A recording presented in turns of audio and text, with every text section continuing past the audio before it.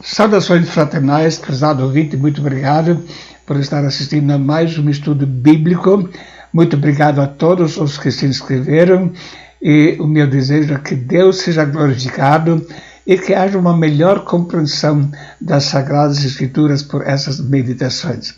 Hoje queremos continuar com o tema iniciado na semana passada, examinando profecias bíblicas. No primeiro estudo, nós estudamos a respeito de duas correntes principais na interpretação das Escrituras. Vimos que surgiram duas escolas nos primeiros séculos, a escola de Alexandria, que defendia uma interpretação alegórica, e a escola de Antioquia da Síria.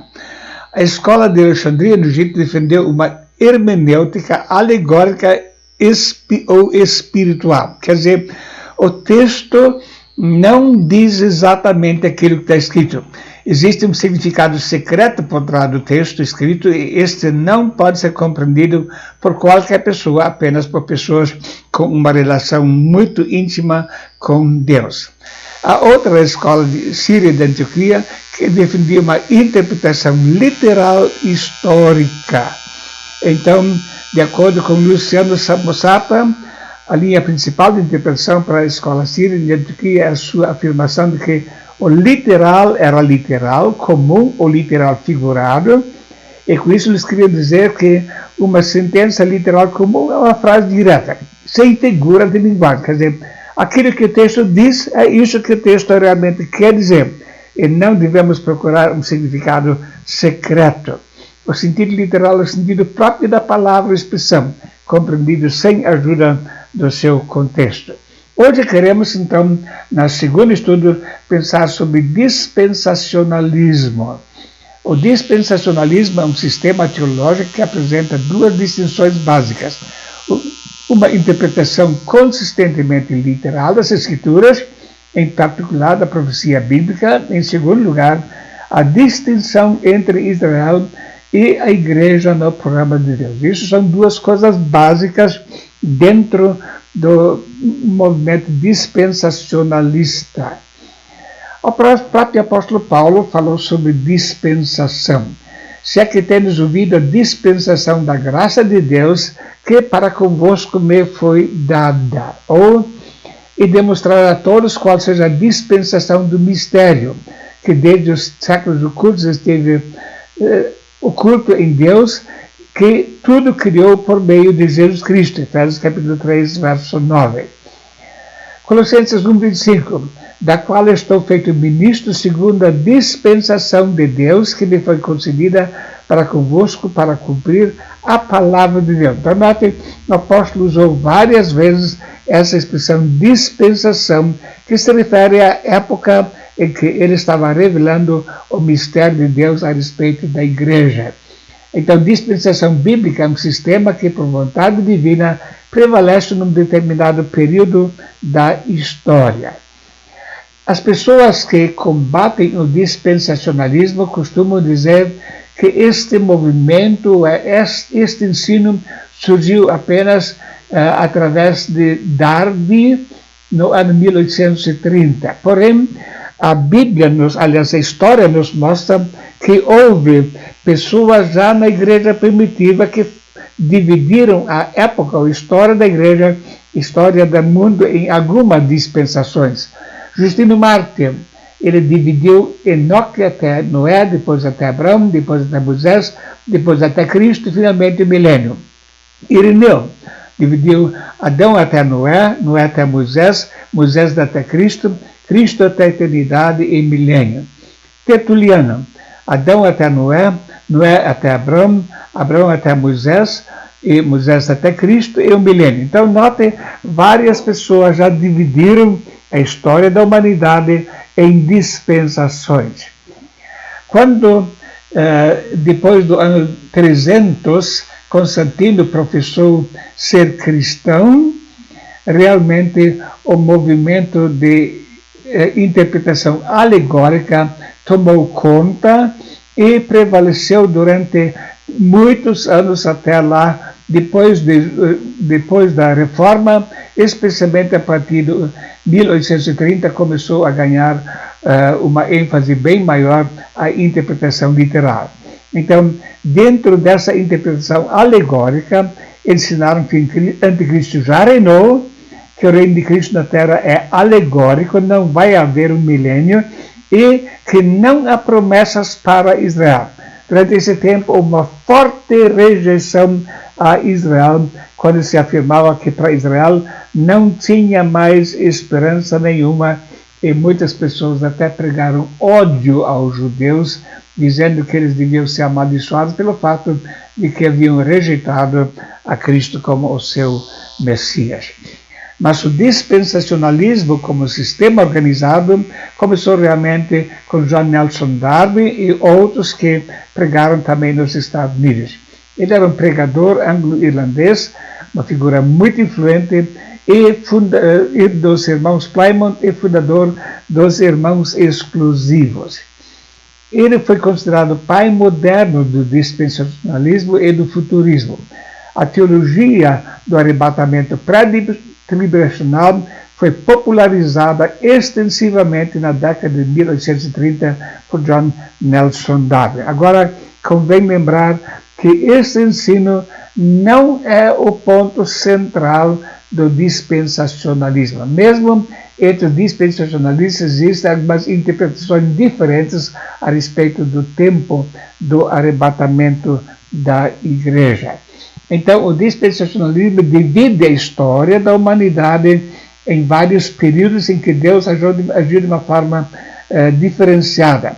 Primeiro, tempo da inocência, depois tempo da consciência, depois governo humano, tempo patriarcal, tempo da lei de Moisés, ou da época da lei, depois época da graça, a igreja, depois o reino do milênio e, finalmente, o estado eterno. Porém, existe alguma divergências entre os dispensacionalistas quanto a essa divisão, e isso não é o ponto central também. Vamos ver, então, as características principais dos dispensacionalistas, que não é o arrebatamento pré-tribulacional, mas alguns pontos que são fundamentais. Primeiro, inspiração divina de toda a palavra de Deus. Toda a escritura divinamente inspirada é proveitosa para ensinar, para redarguir, para corrigir, para instruir em justiça. 2 Timóteo capítulo 3, verso 16. Sabendo primeiramente isso, que nenhuma profecia da escritura é de particular interpretação, porque a profecia nunca foi produzida por vontade de homem algum, mas os homens santos de Deus falaram inspirados pelo Espírito Santo. Então, este é um ponto fundamental do dispensacionalismo, a inspiração literal da palavra de Deus. Segundo, devemos interpretar a Bíblia de forma literal ou literal figurada. O apóstolo Paulo escreveu: Irmãos, apliquei essas coisas a mim e a Apolo por amor de vós, para que aprendam de nós o que significa não ultrapassem o que está escrito.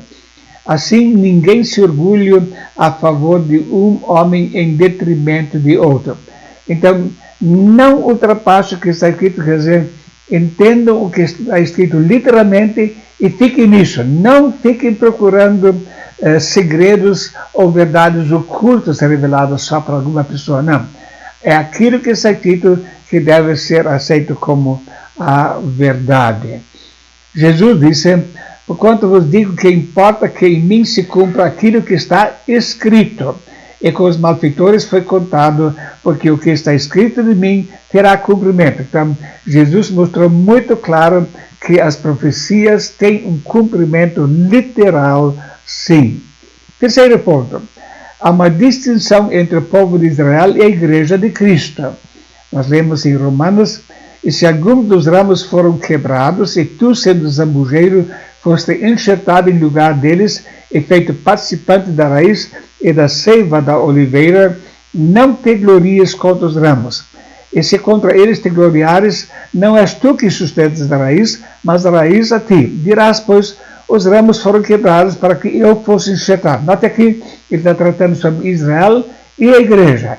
Então, os ramos foram cortados por algum tempo por causa da sua incredulidade, mas vão ser enxertados. Então são dois grupos diferentes, a igreja e Israel. O apóstolo Paulo continua: porque não quero, irmãos, que ignoreis esse segredo, para que não presumais de vós mesmos que o endurecimento veio em parte sobre Israel, até que a plenitude dos gentios haja entrado. Então, um endurecimento por um período. E nesse tempo, Deus está atuando através da igreja, que foi fundada por ele, e depois Israel vai ser enxertado de novo quando se converter, e sobre isso queremos estudar no estudo número 8 dessa sequência. Quarto ponto fundamental, que Deus vai cumprir todas as promessas feitas a Israel durante o milênio. Há muitas promessas que Deus fez no Antigo Testamento que ainda não se cumpriram. E aqueles que fazem interpretação alegórica afirmam que essas promessas são para a igreja. Não. Essas promessas vão ter literalmente cumprimento no meio do povo de Israel a partir do fim da tribulação e durante o milênio de uma forma especial. Nós notamos que no tempo dos apóstolos, antes de Jesus ser arrebatado, essa era uma pergunta importante para os judeus. Aqueles, pois, que se haviam reunido perguntaram-lhe, dizendo: Senhor, restaurarás tu nesse tempo o reino de Israel? Então, notem, eles sabiam que Israel ficaria afastado e depois seria restaurado. Aqui eles estão falando sobre o reino de Cristo, isso é o milênio. E disse-lhes: não vos pertence saber os tempos ou as estações que o Pai estabeleceu pelo seu próprio poder, mas recebereis a virtude do Espírito Santo que há de vir sobre vós, e ser-me-eis testemunhas tanto em Jerusalém como em toda a Judeia, Samaria e até os confins da terra. Então Jesus não disse que não ia estabelecer o reino. Ele só disse: não vos compete saber o tempo. Então, as promessas vão se cumprir, porém, no tempo certo. Quinto ponto, que a vinda de Cristo para buscar a igreja será antes do milênio, possivelmente antes da grande tribulação. Existe diferença de opinião entre os dispensacionalistas, vamos tratar disso num outro estudo, mas todos os dispensacionalistas ensinam que o arrebatamento será antes do milênio. Agora, existem muitas pessoas que atacam os dispensacionalistas e queremos tomar conhecimento de algum desses ataques que a gente pode ler na internet. Primeiro, dispensacionalismo não é bíblico porque não foi ensinado nos primeiros séculos da igreja. Qual é a resposta? Nós já vimos que vários pais da igreja já dividiram a história da humanidade em dispensações. Foi ensinado, sim, havia alguma divergência, mas foi ensinado, sim, no tempo da igreja primitiva. E o próprio apóstolo Paulo fala diversas vezes sobre dispensação. E a compreensão das Escrituras acontece gradualmente. A Escritura hoje é muito melhor compreendida do que no começo da história da igreja, porque foi amadurecendo entre o ano 300 até 1830, havia uma escuridão muito grande, especialmente na área profética. Outro ataque, arrebatamento pré-tribulacional foi ensinado nos primeiros séculos, eles dizem que não, nunca foi ensinado. Efraim, o sírio, entre 306 até 373, ensinou claramente que os crentes serão arrebatados antes da tribulação. A tradução do latim, há 4 manuscritos conhecidos desse sermão, inclui o seguinte segmento: porque todos os santos e os eleitos de Deus são reunidos antes da tribulação que está para vir, e são levados ao Senhor para que não vejam a confusão que está a oprimir o mundo por causa dos nossos pecados. Segue-se parte, então, do sermão de Efraim chamado Sobre os Últimos Tempos, o Anticristo e o Fim do Mundo.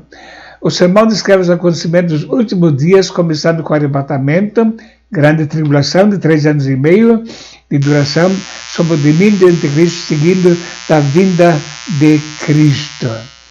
No livro de Efraim, o livro da Caverna dos Tesouros, foi escrito em torno de 370, ele expressou sua crença de que a 69ª semana de Daniel terminou com a rejeição e crucificação de Jesus Cristo, o Messias, e esse ensino dispensacionalista também apoia o arrebatamento pré-tribulação. Então, note, não é verdade que esses ensinamentos só foram ensinados a partir de Darby, muito pelo contrário, já na igreja primitiva havia pais da igreja, homens, escritores e teólogos que ensinaram isso. Os inimigos dos dispensacionalistas falam que Darby aprendeu o sistema dispensacionalista com Margaret MacDonald. Isso é uma acusação que quase todos os que atacam o dispensacionalismo estão fazendo. Mas qual é o fato? John Nelson Darby, que foi o líder do movimento dos irmãos e pai do dispensacionalismo moderno, tomou o novo ensino de Margaret MacDonald sobre arrebatamento, fez algumas mudanças.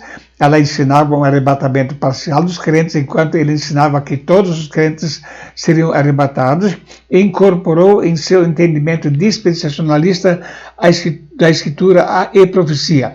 Essa é uma acusação que Nelson Darby teria pegado dessa falsa profetisa o ensino dispensacionalista. Resposta: Darby visitou Margaret uma só vez, a pedido dos irmãos para avaliar os seus ensinamentos. Darby falou para ela que a sua inspiração era diabólica. E Darby já havia sistematizado a doutrina do arrebatamento 3 anos antes de falar com Margaret MacDonald.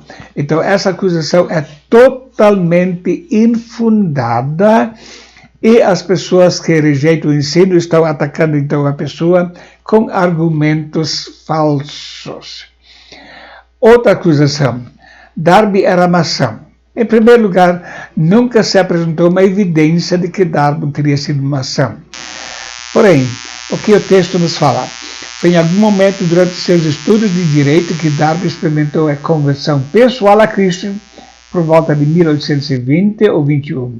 Darby disse: eu amei a Cristo, eu não tenho dúvida, sinceramente e de forma crescente, desde junho ou julho de 1820 ou 21, eu esqueci qual. Então, veja o comentário. Sunt, o pesquisador, vê a conversão de Darby como um possível resultado da rejeição inconsciente da inclinação de sua família ao iluminismo. A atração pelo cristianismo vigoroso e espiritual que ele tinha encontrado no Trinity superou a autoconfiança e evidente obras humanitárias de sua família. Então, havia dentro da sua família, sim, uma inclinação muito grande para o iluminismo, mas quando Darby se converteu, ele abandonou essa influência. Outra acusação: Scofield, aquele que fez a Bíblia anotada com referências, que Scofield era bêbado, ladrão e divorciado. Que autoridade ele tinha para fazer uma Bíblia com comentários? E essa Bíblia ajudou muito na divulgação dos ensinamentos dos dispensacionalistas. Scofield era tudo isso antes de se converter. Mas ele abandonou esta vida ímpia quando se converteu, e somente 6 anos após a sua conversão, ele começou realmente a servir ao Senhor. Então, estão pegando dados lá do passado da vida dele, dessa conversão, para tentar desacreditar o trabalho que ele fez. Dispensacionalismo não foi ensinado só por Darby. O pai do dispensacionalismo americano foi James Brooks. Ele estudou em Miami University e ele foi um dos primeiros a receber Darby em sua igreja. na década de 1870. Brooks escreveu Maranatha, que foi amplamente distribuído e popularizado com uma visão dispensacionalista da profecia. Então, nota, o dispensacionalismo começou em alguns países diferentes, principalmente Inglaterra e Estados Unidos, mas homens diferentes, pelo estudo da Bíblia, chegaram às mesmas conclusões. Agora, vocês vão notar que existe na imprensa, nos comentários, nos sites que existem, algumas pessoas que atacam violentamente dispensacionalistas, pré-tribulacionistas e assim por diante. Irmãos, não devemos partir para esse método. Cristo vai voltar quando Deus planejou. E não são essas diferenças de entendimento que devem nos fazer a partir para agressões verbais, para baixaria. Devemos respeitar os irmãos que têm um entendimento diferente sobre isso e jamais atacar. Pessoas dizendo, esses pré-tribulacionistas, eles são homens de Satanás, doutrina dos demônios, assim por diante. Isso não se faz. Existem realmente argumentos que podem ser apresentados por pré-tribulacionistas, também por meso ou também por pós, e nós vamos estudar a respeito disso em outros estudos, mas é muito importante manter uma atitude de respeito. Jamais partir para a baixaria, para atacar pessoas que têm uma compreensão diferente. O meu desejo é que esses estudos ajudem-nos a fazer uma avaliação mais correta da palavra de Deus. No próximo estudo, queremos falar sobre intervalos proféticos.